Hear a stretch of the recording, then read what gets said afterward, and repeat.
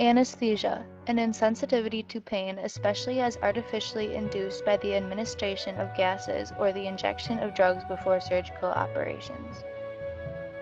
Throughout their careers, Horace Wells and William T.G. Morton strived to develop a modernized formula that would ease pain for patients undergoing medical procedures. During this era, social and technological advances were rising worldwide at a rapid pace. The exploration, encounter, and exchange provided by Horace Wells and William Thomas Green Morton in the discovery of anesthetics was a pivotal point in the 19th century and years to come. Horace Wells at first did not receive any formal education to become a dentist, but rather learned visually by watching other practicing dentists in 1834 in both Boston, Massachusetts, and Walpole, New Hampshire.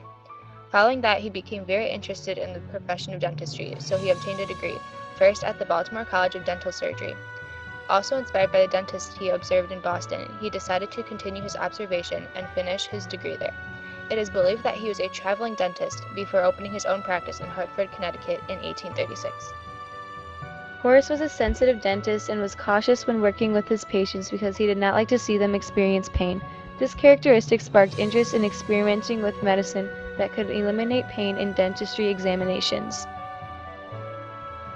In December of 1844, Wells and his wife attended a demonstration of nitrous oxide, otherwise known as laughing gas, at Union Hall in Hartford, Connecticut. During the presentation, Wells noticed that one of the volunteers, while under the influence of the laughing gas, had injured himself. After the demonstration was over, he went over to speak with the volunteer and ask if he had noticed he injured his leg. He responded negative to being aware of his injury.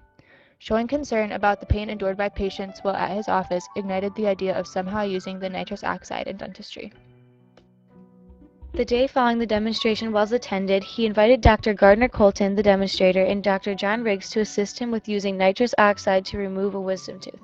The extraction flew by smoothly and painlessly. Wells believed he had invented painless dentistry with the help of Colton. With such pride, he continued to use painless dentistry on all of his patients' procedures in the next couple of weeks. He then began to spread the news of his discovery and was invited to demonstrate it at Massachusetts General Hospital for a group of Harvard medical students. The demonstration was unsuccessful, with the patient moaning and screaming out in pain during the procedure. Unfortunately, he had not administered enough nitrous oxide to the patient. Horace Wells felt defeated. And some of the common difficulties we experience in anesthesia are the fact that every patient is different. You never know how people are going to react to surgical stimulus, drugs, and just the combination of everything going on at once in a major surgery. It keeps you on your toes. You have to be prepared and ready for any scenario. Be ready to spring into action and correct difficulties as they arise on the fly. Wells came back to Hartford feeling beaten yet motivated to improve his nitrous oxide solution to be successful. This was not the last of what you will see coming from Horace Wells in the journey to the discovery of anesthesia. One of Wells' students and eventually partners, William T.G. Morton, also had a very influential role in the success of surgical anesthesia. Morton fell in love with Elizabeth Whitman and wanted to wed her. However, her parents required that he get an education if he wanted to marry Elizabeth. Morton registered for Harvard in 1844, attending many of Dr. Charles Jackson's lectures. Jackson first introduced ether as an anesthetic to Morton, spurring his interest in this field of medicine. Morton worked closely with Jackson, who had a background in doing work regarding the use of pain relief. The two of them had many detailed discussions on the use of ether and how it could be used in surgeries. Over the years, education has changed along with the anesthetic practice itself. Advances have greatly pushed the envelope, and that has pushed education programs to keep up with those changes and keep everybody well informed and ahead of technology and patient safety. Horace Wells and William T.G. Morton began their partnership in 1843. Although a majority of their success comes from their individual work, for the short 6 months they were together, they made great strides in the discovery. They first started off with a student-teacher relationship with Wells as the instructor. Morton was present during Wells' nitrous oxide demonstration and later approached him with interest in working with him. Morton was aware that singly the nitrous oxide was a step in the anesthetic process, but there was more that needed to be done to create a full sedation. Together, they did a dental extraction using a mixture of nitrous oxide, which turned out to be unsuccessful. This was 6 months after their partnership began, and this event caused their split in the spring of 1844. Although their partnership did not work out, Wells is still listed as one of Morton's biggest influences in successfully discovering anesthesia using ether. This collaboration and exchange of knowledge had a huge impact on the history of the successful creation of anesthesia in modern medicine. Morton put his knowledge of ether to independent use, first in an extraction of a tooth on September 30, 1846. Using the method of trial and error, he eventually became successful on October 16 that same year when he demonstrated its use by administering ether to one of his patients that was receiving a tumor operation in his jaw. This operation took place in the theater where Horace Wells had failed approximately 2 years earlier. This was the first non-dental anesthesia success.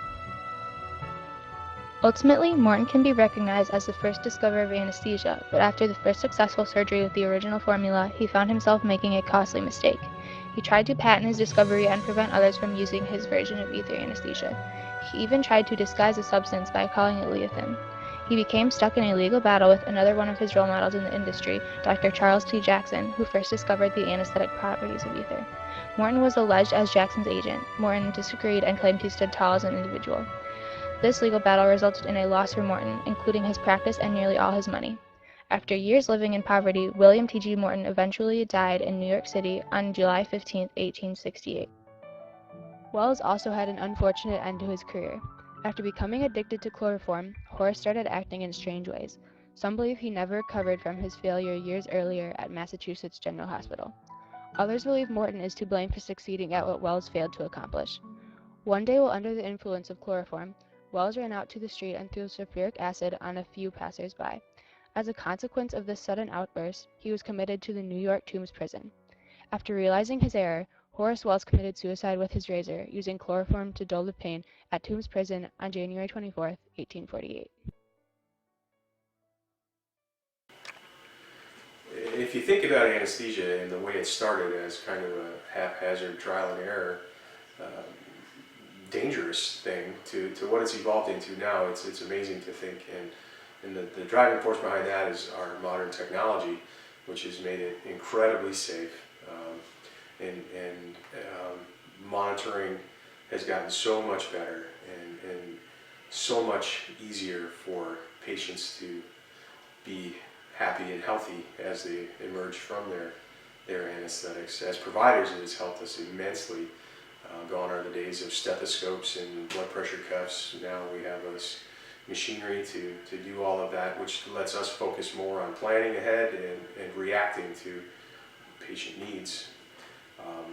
Again, it's gone so far, who knows where it's going to go, but it's always changing, always evolving, and it's a very exciting and rewarding career.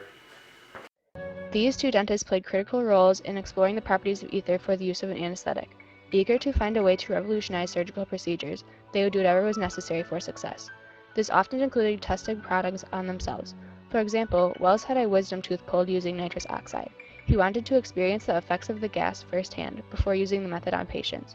Morton's wife also tells of nights when William would come home late, having fallen unconscious testing his products on himself. Encounters like these are what made these men so successful in their quest to find a product to ease pain during medical procedures.